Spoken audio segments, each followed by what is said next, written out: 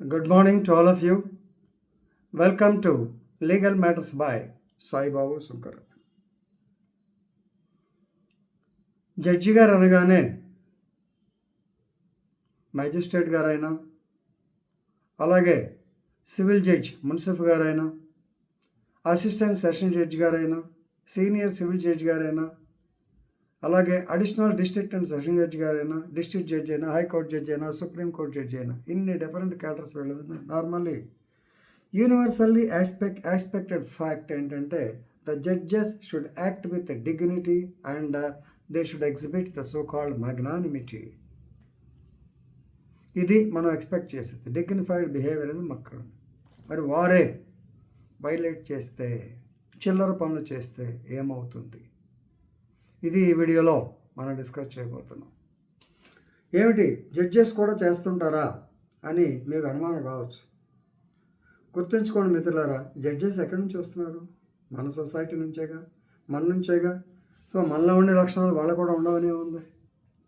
ఒక జడ్జి గారు అనిల్ గణేష్ పథక్, అనిరుద్ధ్ గణేష్ పథక్ అని ఈయన కొంచెం తీర్థం పుచ్చుకునే అలవాటు ఉన్నట్టుంది. ఇతని మీద ఆల్రెడీ అలిగేషన్స్ ఉన్నాయి.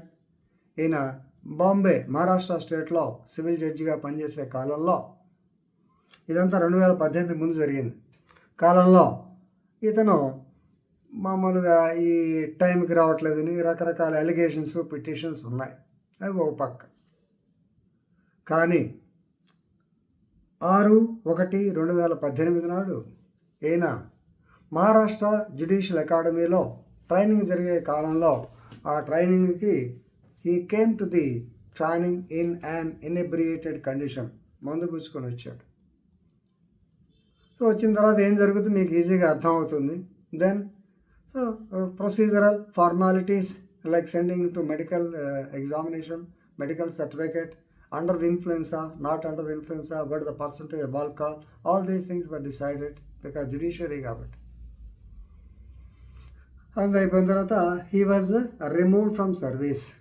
ఇది గుర్తుపెట్టుకోవాలి మనం.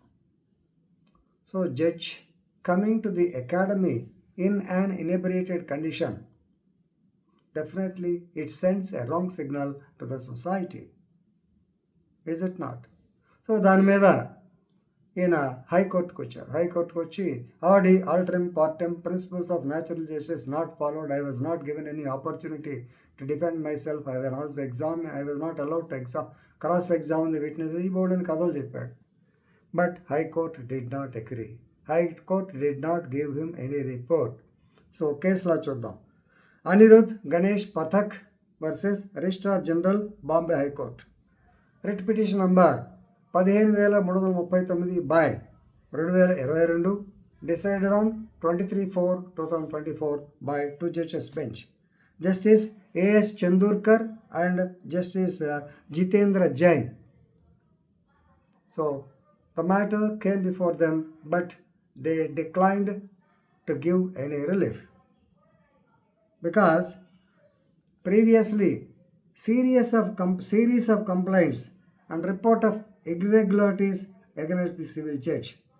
ఏవేంటంటే, ఒకటి late attendance to the court, రెండవది యూనిలాటరల్లీ అడ్జాయిన్ ద కేసెస్, వాయిదా ఈ పూట రానాయా, లేకపోతే బెంచ్ మీద కూర్చుని ఈ వాయిదాలు ఇవన్నీ పలానా రోజు వాయిదా పడిపోయినాయి. Engaging in inappropriate behaviour during the court hours. You must be very dignified. ఏదో మాట్లాడటం, పిచ్చి పిచ్చి వేషాలు చేయటం, ఇవన్నీ చేస్తూ ఉన్నాడు.